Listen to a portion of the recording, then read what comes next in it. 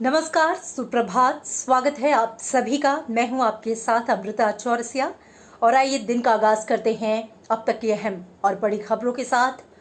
Corona महामारी से निपटने के लिए भारत ने दुनिया भर के देशों के बीच मजबूत सहयोग पर जोर दिया है। सोमवार को प्रधानमंत्री नरेंद्र मोदी ने वीडियो कॉन्फ्रेंसिंग के जरिए गुटनिरपेक्ष शिखर सम्मेलन में हिस्सा लिया। इस वर्चुअल सम्मेलन में कोरोना वायरस महामारी के खिलाफ लड़ाई में सदस्य देशों के बीच समन्वय के तरीकों पर चर्चा की गई। सदस्य देशों को संबोधित करते हुए प्रधानमंत्री नरेंद्र मोदी ने कहा कि कोविड-19 को मात देने के लिए बदली वैश्विक चुनौतियों के मुताबिक दुनिया भर के देशों को एक साथ आना होगा। सम्मेलन का समापन कोविड-19 के खिलाफ गुटनिरपेक्ष देशों की एकता की राजनीतिक घोषणा के साथ हुआ। देश में भले ही कोरोना संक्रमण के मामले बढ़कर 42,500 के पार हो गए हों, लेकिन राहत की बात यह है कि देश में एक दिन के अंदर कोरोना के 1,000 से ज्यादा लोग ठीक भी हुए और अब ये आंकड़ा बढ़कर 11,762 तक पहुंच गया है। यानी कि 11,762 लोग ठीक हो चुके हैं। इसके चलते कोरोना से रिकवरी रेट में भी लगातार इजाफा हुआ है और अब ये बढ़कर 27.5% से ज्यादा हो गया। वहीं कोरोना वायरस के केस का डबलिंग रेट जो है वो भी 12 दिन पर पहुंच गया है। वहीं आउटकम या रेशियो की बात करें, यानी कि रिकवरी रेट और वायरस से मृत्यु दर की बात करें, तो रिकवरिंग रेट जो है वो लगातार इसमें इजाफा हुआ है और मृत्यु दर जो है वो लगातार घटी है। रक्षा अनुसंधान और विकास संगठन DRDO ने भारी संक्रमण वाले क्षेत्रों के कीटाणु शोधन के लिए रसायन मुक्त अल्ट्रावायलेट डिसइंफेक्शन टावर विकसित किया है। UV ब्लास्टर नाम का यह उपकरण UV आधारित सैनिटाइजर है। इसमें कार्यालयों से इलेक्ट्रॉनिक उपकरण, कंप्यूटर और अन्य गैजेट या जो भी रासायनिक विधियों से साफ किए जा सकते हैं वहां पर यह उपयोगी साबित होगा। ये टावर हवाई अड्डों, शॉपिंग मॉल, मेट्रो, कारखानों जैसी जगहों पर भी प्रभावी है। इस सैनिटाइजर को वाईफाई लिंक का इस्तेमाल करते हुए लैपटॉप और मोबाइल के जरिए उपयोग किया जा सकता है। इस उपकरण से 400 वर्ग फुट के कमरे को 30 मिनट में कीटाणु मुक्त किया जा सकता है। लॉकडाउन के चलते दूसरे राज्यों में फंसे प्रवासी मजदूरों और लोगों को विशेष ट्रेन से उनके राज्य भेजा जा रहा है। केंद्र सरकार ने यह साफ कर दिया है कि राज्य सरकारों की मांग के मुताबिक फंसे हुए प्रवासी मजदूरों को उनके घर पहुंचाया जा रहा है। इस यात्रा का 85% खर्च रेलवे और 15% राज्य को वहन करना है।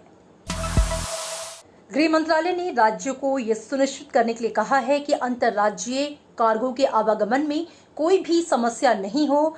गृह मंत्रालय ने कंट्रोल रूम नंबर 1930 और NHAI हेल्पलाइन नंबर 1033 जारी किया है। लॉकडाउन में इसका उपयोग ड्राइवरों और ट्रांसपोर्टरों की ओर से किसी भी शिकायत को दर्ज कराने के लिए किया जा सकता है। केंद्रीय स्वास्थ्य मंत्री ने कहा है कि दिल्ली ऐसी जगहों में से एक है जहां पर कोरोना के ज्यादा मामले हैं। ऐसे में यहाँ पे कम से कम छूट दिए जाने की जरूरत है। उन्होंने कहा कि कोरोना संक्रमण को काबू करने के लिए अभी बहुत कुछ करना बाकी है। ऐसे में दिल्ली में कड़े एक्शन की जरूरत है। लॉकडाउन के तीसरे चरण में दिल्ली में कई जगहों पर छूट दी गई है। रिहायशी इलाकों में शराब, पान, गुटखा की दुकानों को खोलने की अनुमति दी गई है। इसके साथ ही सभी सरकारी कार्यालय खुले हैं। हालांकि मेट्रो, बस, स्कूल, कॉलेज, होटल और रेस्टोरेंट बंद हैं। कोविड-19 के चलते आयुष्मान भारत स्वास्थ्य बीमा योजना के दायरे को बढ़ाया गया है। सरकार ने ज्यादा से ज्यादा अस्पतालों को इस योजना में शामिल करने के लिए एक्सप्रेस इम्पैनलमेंट सेवा शुरू की है, ताकि कोरोना के अलावा अन्य गंभीर बीमारियों से पीड़ित व्यक्तियों को सही वक्त पर उचित इलाज मिल सके।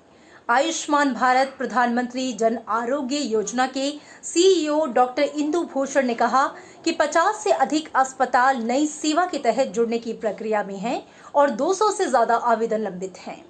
उन्होंने कहा कि राष्ट्रीय स्वास्थ्य प्राधिकरण कोविड-19 के रोगियों का इलाज कर रही हैं। हेल्थ केयर वर्कर्स को परिवहन सुविधा देने के लिए कैब संचालकों के साथ योजना तैयार करने की जरूरत है और वो तैयार की जा रही है। कोरोना संक्रमण की वजह से विदेशों में फंसे भारतीयों को स्वदेश लाने की जो प्रक्रिया है उसको लेकर सरकार विशेष इंतजाम कर रही है और इस दिशा में भारतीय दूतावासों और उच्चायोगों ने काम करना भी शुरू कर दिया है और लोगों की वापसी का काम चरणबद्ध तरीके से 7 मई से शुरू हो जाएगा। इसके लिए यात्रियों को विशेष उड़ानों या जलमार्गों से लाया जाएगा। टिकट का किराया यात्रियों से ही लिया जाएगा। यात्रा से पहले मुसाफिरों की स्वास्थ्य की जांच की जाएगी। देश में उतरने पर उनकी फिर से स्क्रीनिंग होगी और उन्हें आरोग्य सेतु ऐप डाउनलोड करना होगा। इसके बाद यात्रियों के लिए 14 दिन का क्वारंटाइन अनिवार्य होगा। कोविड-19 और लॉकडाउन की वजह से पैदा हालात के बीच उपराष्ट्रपति और राज्यसभा सभापति एम वेंकैया नायडू ने राज्यसभा सचिवालय के अधिकारियों के साथ विभिन्न विषयों पर व्यापक विचार विमर्श किया।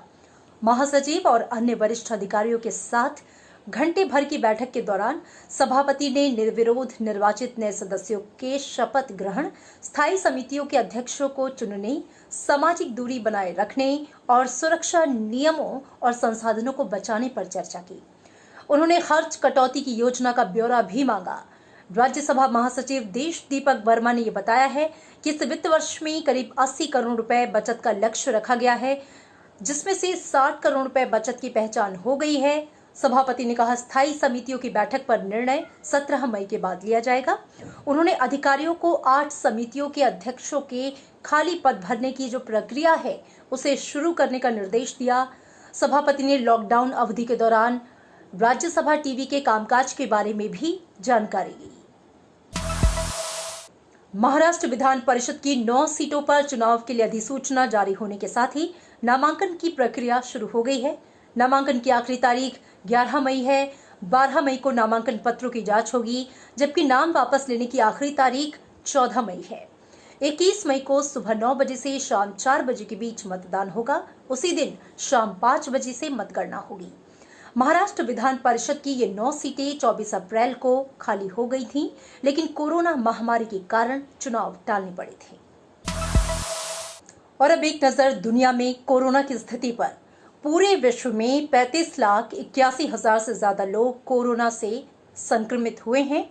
वहीं अब तक 2,48,000 से ज्यादा लोग इस वायरस से अपनी जान गंवा चुके हैं।